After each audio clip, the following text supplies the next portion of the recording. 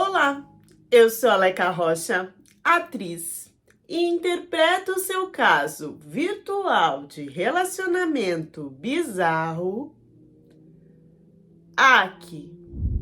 Antes de começar a história, um beijo do Urano para vocês.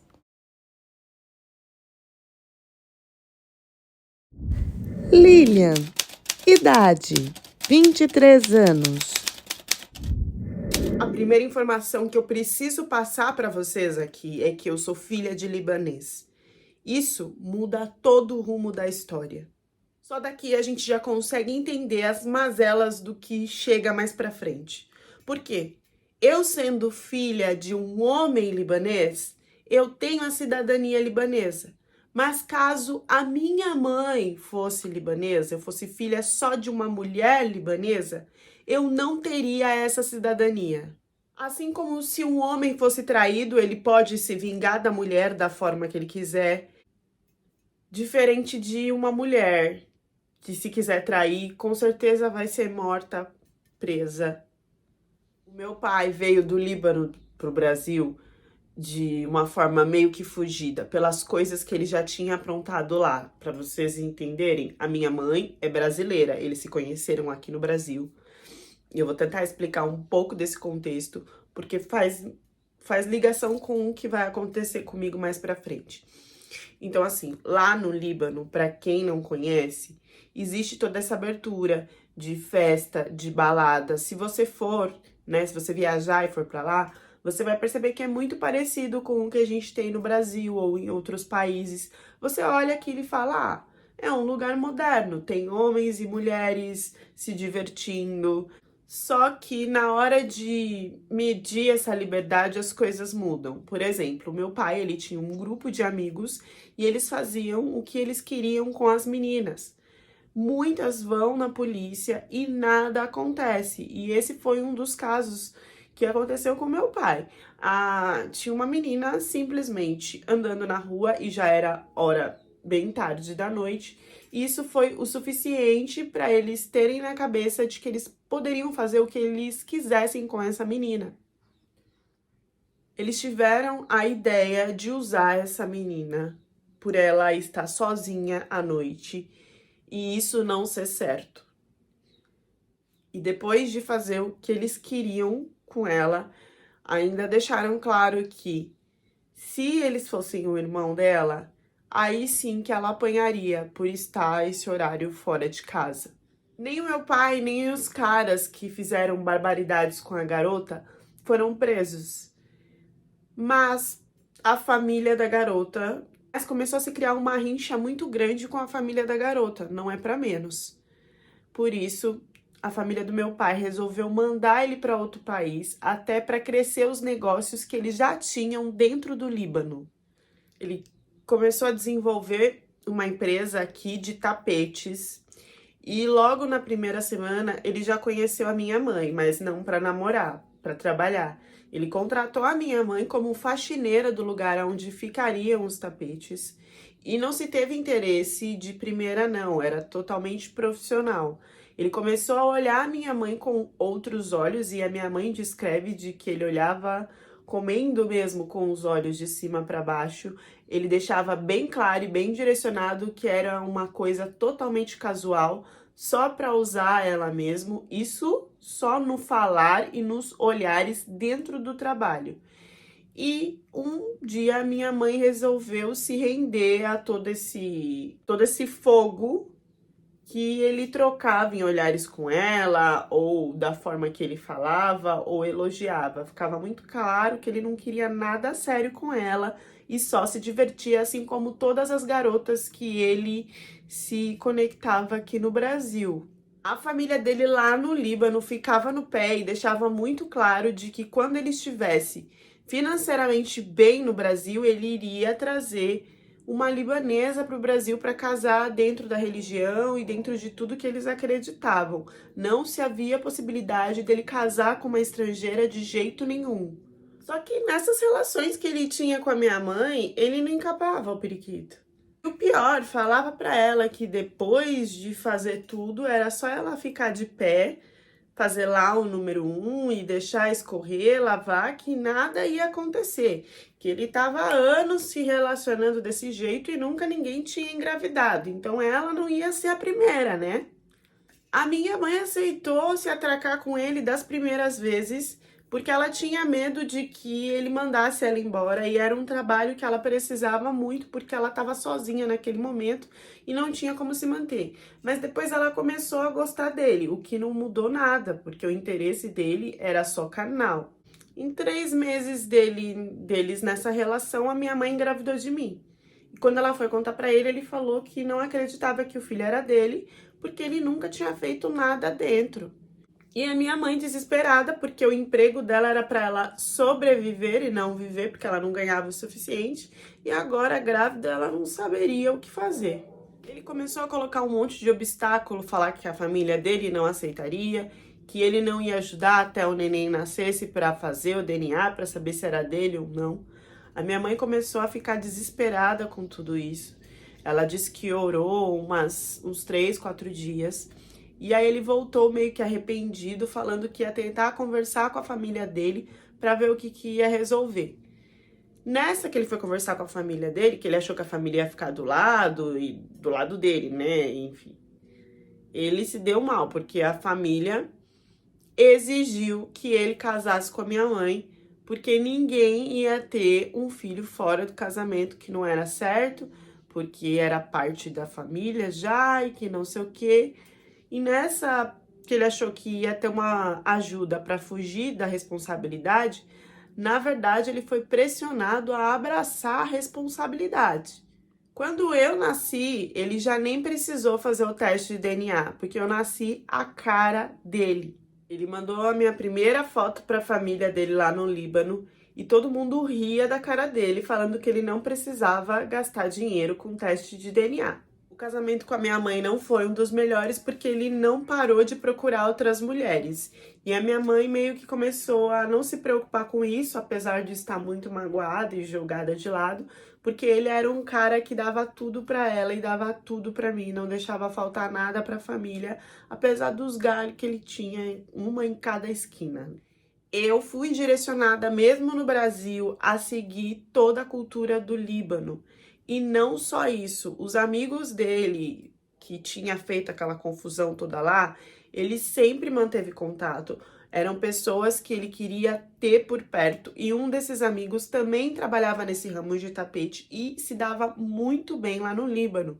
Esse amigo dele teve um filho e nessa troca de contatos o meu pai simplesmente resolveu que para unir religião, cultura, família e também a parte financeira, eu iria casar com o filho desse cara. Então, desde pequenos, pelo celular, se tinha trocas das nossas fotos, de como a gente estava crescendo, do que estava se estudando, até a gente pegar uma idade de criança mesmo e começar a conversar pelo celular. Também foi uma forma que meu pai achou de eu aprender árabe, porque como eu era pequena, era muito mais fácil de eu assimilar o idioma falando com pessoas de outro país. Então ele sempre fazia chamada de vídeo, tanto com o amigo dele, como com o filhinho que também estava aprendendo a falar, e existia essa troca. Era como se fosse uma aula.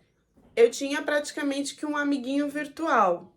Isso ficou tão viciante para mim que eu comecei a ter problemas na escola de ter contato ao vivo. E a família forçava muito a gente ter, né? Eles tinham o foco de que a gente se conectasse mesmo, porque era o objetivo que a gente ficasse junto depois de crescer. Então, dos 10 aos 11, 13 anos, vai. Ele me mostrava as coisas que ele brincava lá, os vídeos que podia assistir. Eu também mostrava para ele. Isso foi aumentando até na adolescência, a gente já entender que ali a gente ia virar marido e mulher. Isso já foi colocado pra gente a partir de uns 16, 17 anos. A única coisa que eu precisava esperar é que ele se entendesse no trabalho, porque o objetivo é que ele viesse para o Brasil para também fazer essa distribuição de tapetes junto com meu pai e aumentar tanto o negócio da minha família como da família do pai dele. Só que antes disso, ele resolveu prestar exército, né? E ele gostava dessa parte, né, de armas e tudo. E então teria essa fase de exército, focar em entender o trabalho do pai, tanto lá como no Brasil, e vir para casar comigo. Isso foi colocado na minha cabeça desde muito pequenininha, então para mim era totalmente natural. Eu vivia numa bolha super diferente das outras crianças e depois de outras adolescentes daqui do Brasil. E sempre foi explicado para mim que eu não devia abrir essa parte para ninguém. Então não é que eu ficava falando, né, na escola, nem nada, tipo, eu sou prometida pra pessoa tal. Não.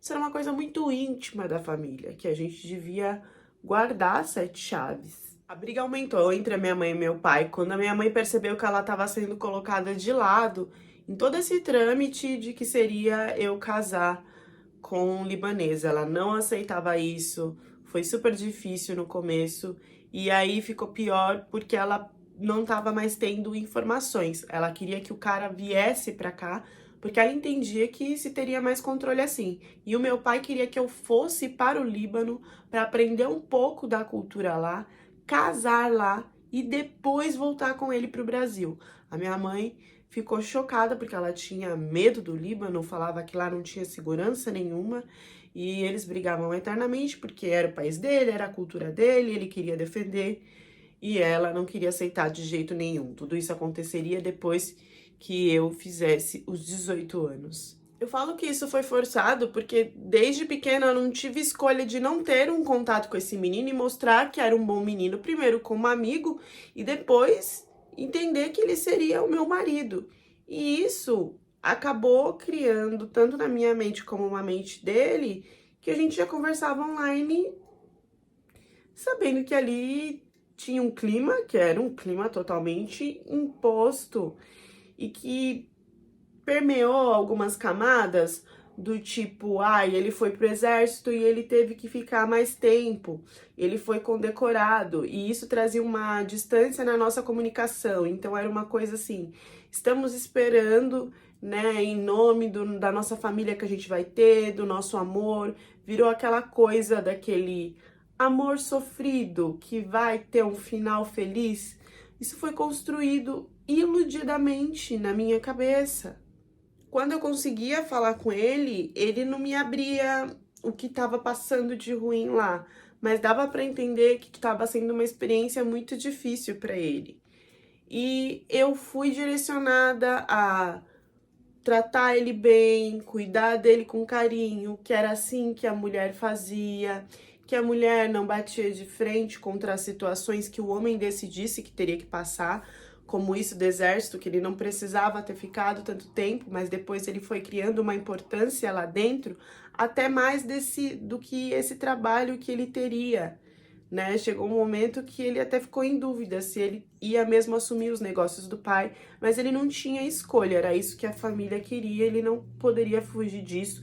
Então teve um momento que ele teve sim que sair do tal exército, que ele não pôde seguir a carreira que eu acredito que era a carreira do sonho deles. E não essa coisa de ficar exportando, vendendo tapete. Foi mostrado esse lado bonito do Líbano para minha mãe, esse lado de, olha, isso aqui é muito parecido com o Brasil, as meninas ficam na rua e se divertem na festa e não sei o que, não sei o que. Essa coisa do que o meu pai fez com essa menina, a minha mãe nunca soube. Eu fiquei sabendo porque eu fui lá pro Líbano e em um certo momento isso foi contado para mim. Bom, chegou a hora de eu ir para conhecer o Mohamed e ficar com ele. Eu estava muito feliz com essa escolha, foi uma referência praticamente desde que eu nasci, não tive referência de conversar com outros meninos, eu não podia sair para nada, todas as vivências sempre eram com o meu pai e com a minha mãe do lado no Brasil. Os estudos, chegou um momento que ele quis até que eu fizesse em casa particular, que eu não fosse para a escola. Eu era, assim, uma mana que nunca tinha me relacionado com ninguém. E desse jeito eu fui pro Líbano, prometida para casar, para aprender a cultura lá e voltar e trazer isso pro Brasil. Meu pai já tinha me explicado muitas coisas, mas ele queria que eu vivenciasse na pele. Mal sabia ele que eu iria vivenciar, como eu iria sofrer e como eu iria ficar à flor da pele. Acabando os estudos, eu fui e fiquei na casa já da minha sogra. Foi super bem tratada, tinha desde enxoval até roupas para eu vestir, tudo muito delicado, decorado, com frufrus, lacinhos. Teve a questão do dote, tudo foi certinho. Eu sabia já o árabe, né? Coisa que eu aprendi desde pequena. Não tive problema de entender ou de fluência lá. Foi super tranquilo, porque eu já conversava com meu pai e com o Mohamed também. E tava à espera do Mohamed voltar pra gente casar e começar a construir a nossa vida juntos. Nas chamadas de vídeos que a gente fazia enquanto a gente tava à distância, o Mohamed sempre foi o menininho que eu conheci desde pequeno. Então ele sempre foi muito romântico, esperançoso, um pouco discreto, muito educado, perspicaz, determinado, focado, ambicioso e uma pessoa que, pelo vídeo, me tratava de um jeito muito doce e muito delicado. Quando eu conheci o Mohamed a primeira vez ao vivo lá no Líbano, não parecia a mesma pessoa, porque ele era um cara de expressão carrancuda e a descrição que eu falei que ele tinha era 50 vezes maior ao vivo, até ao andar pelas ruas. Ele não queria que as pessoas soubessem de nada da vida dele e, sendo assim, a companheira dele também tinha que ser uma pessoa que ele esconderia do resto do mundo. Na casa da mãe dele no Líbano, era tudo muito bonito e muito luxuoso. Já ele não queria viver dessa forma. O padrão guerra entrou na cabeça dele de um jeito que ele dizia que aquilo não era necessário para se viver. A gente casou, teve toda a cerimônia e eu não sabia como que seria a nossa casa. Isso seria uma das surpresas. E quando eu cheguei na casa, não se tinha nada a ver com onde eu tinha ficado na casa da mãe dele. Não se tinha decoração, não se tinha luz, era tudo muito cinza, muito obscuro. Só os móveis básicos e necessários, tipo um sofá, tipo a geladeira. E eu via que eram coisas bem velhas. E eu sabia que a estabilidade financeira dele e da família era muito boa. Quando eu fui perguntar para a mãe do Mohamed por que aquilo, ela disse que era o modo que ele se sentia bem de viver. E a partir daí eu comecei a conhecer o modo que ele se sentia bem de viver, que era como se ele tivesse pronto para batalha a qualquer momento, em um lugar sem condições financeiras, sem conforto, sem qualidade de vida e nada. Tinham-se 2 copos, 2 pratos, nada a mais que isso. O chuveiro, o banheiro era um lugar que era bem obscuro. Eu não estava entendendo nada de onde eu tinha me enfiado. E quando eu comentei com meu pai, ele disse para eu respirar, que seria só por uns meses, porque logo a gente voltaria para o Brasil. E se ele tinha esse jeito estranho, ele ia perder esse jeito estranho no Brasil. Sempre confiando e mantendo a promessa para a família que ele era amigo de anos. Até a alimentação, o Mohamed fazia questão de lembrar do exército, então ele não queria que fosse desperdiçado nada e ele queria que fosse pensado que no outro dia talvez a gente não pudesse comprar por qualquer problema que fosse, e assim era melhor a gente comer o mínimo para se ter no outro dia. Eu comecei a passar fome, porque o que ele queria que eu fizesse em pequena quantidade para não sobrar nada no prato de jogar fora, e sim para sobrar para a gente ter nos outros dias, como se a gente estivesse sempre em um estado de calamidade, me começou a deixar perturbada, confusa. E eu tentei contar isso pro meu pai tentou resolver essa situação conversando com o Mohamed e com a família. Ele disse que tudo bem, que ele ia pensar e que ele ia mudar isso, mas nunca que acontecia. Então ele começou a mentir para minha família que estava tudo bem, que ele estava dando mais comida, que não sei o que, mas não acontecia. Era música, era roupa, era tudo sempre ligado a esse exército. Eu já não estava aguentando mais. porque não era isso que ele me passava no vídeo. Eu achei que a gente ia viver como um casal feliz naquele tempo, porque também depois ele ia ter que focar no trabalho de desenvolver mais a coisa dos tapetes. Só que isso não acontecia. O Mohamed só encostava em mim de forma muito bruta, da qual eu achava que era normal porque eu não tinha tido nenhuma outra experiência na minha vida. E eu achava que aquilo ali era um momento de satisfazer ele, porque eu não sentia felicidade. Pelo contrário, era super desconfortável, me causava até dor.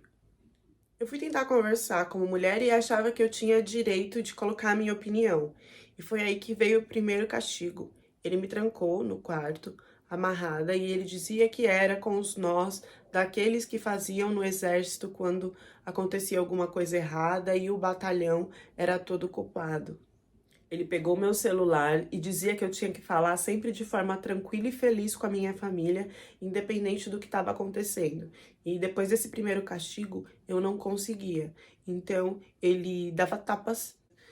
A cada vez que ele tentava gravar, eu falando pra minha família que estava tudo bem, mostrando tudo e que eu não conseguia porque eu estava muito perturbada com o que tinha acontecido, ele me virava um tapa e automaticamente ele queria que eu fizesse que estava tudo bem, logo após o tapa.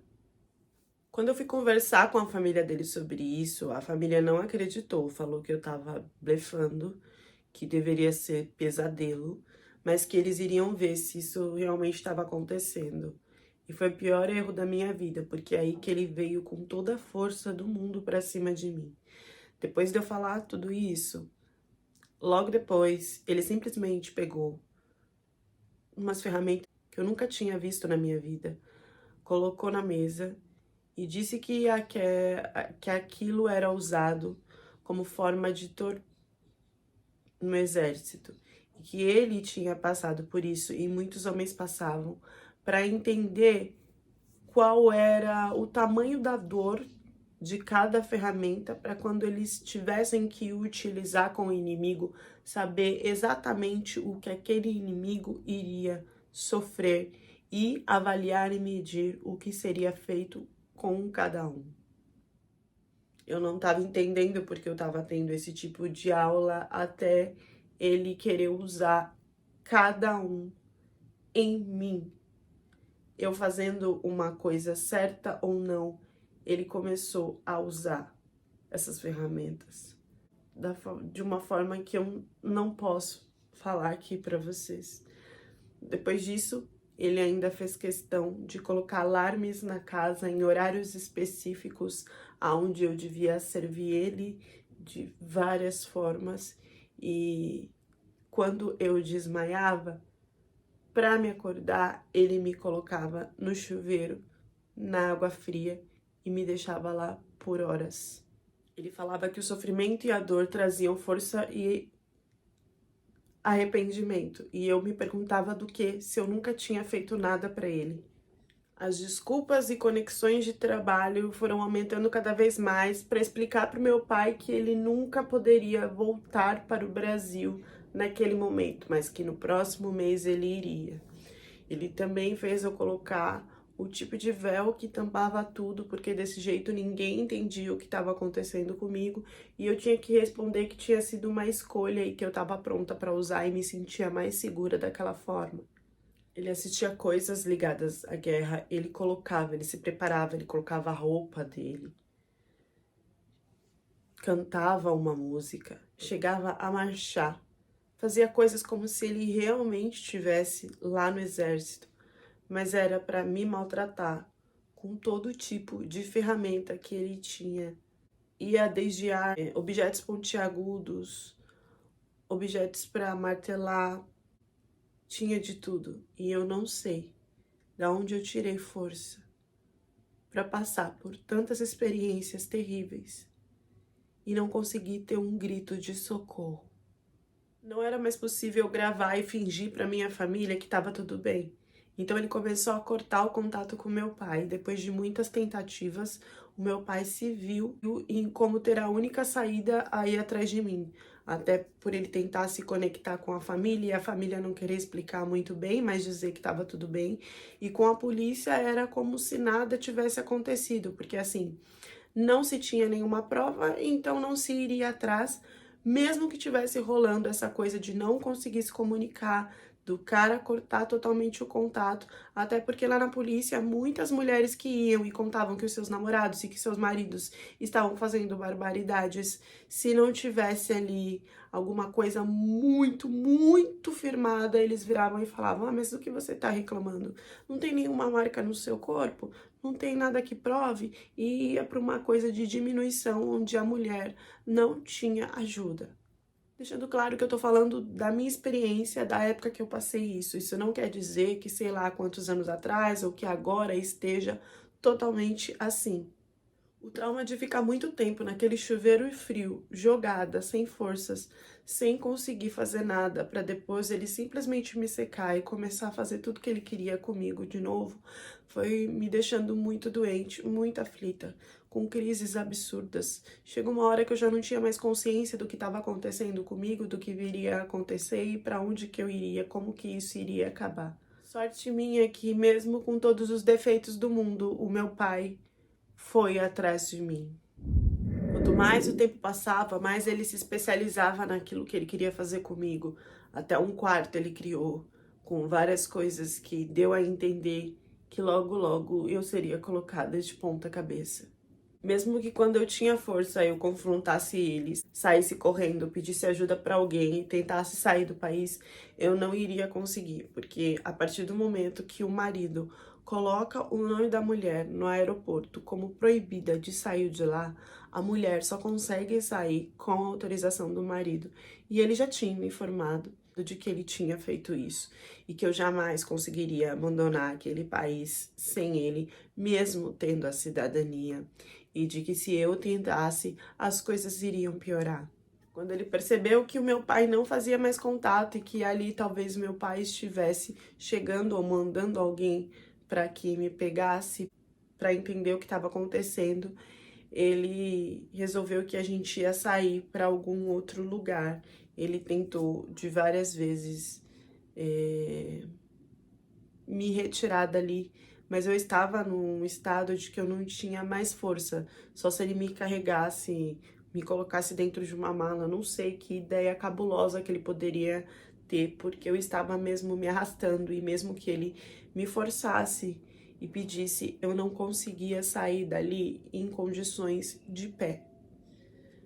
Foi aí que, graças a Deus, o meu pai chegou a tempo e foi confrontar a família, que ficou enrolando ainda por horas de que talvez a gente estivesse viajando ou que não quisesse ser incomodado, até o meu pai com muita força ir atrás de mim, onde a gente morava, e conseguir chegar no momento de que ele tava para fugir e para desaparecer com tudo que ele tinha feito. Ele desapareceu com as ferramentas, ele desapareceu com as coisas que ele deixava na casa, mas o meu corpo e o meu estado mostrava que não tinha como eu ficar daquele jeito por mágica ou fazer ou eu fazer em mim mesma, como ele chegou a querer se explicar de que eu fazia isso e que ele não tinha controle, porque eu me auto me machucava.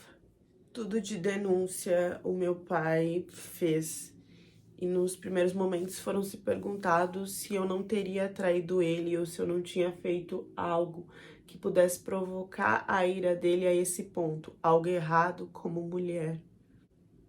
Ele pegou sim, ele pegou um castigo, porque querendo ou não, ele era oficial, né? Ele trabalhava para o governo. Ele tinha a profissão no exército, então muita coisa foi abonada por causa disso. Não, na minha época as mulheres não tinham, e acredito que não tenham até hoje, o mesmo direito, porque se eu tivesse feito um machucadinho nesse homem, com certeza eu tinha sido presa ou até perdido a vida.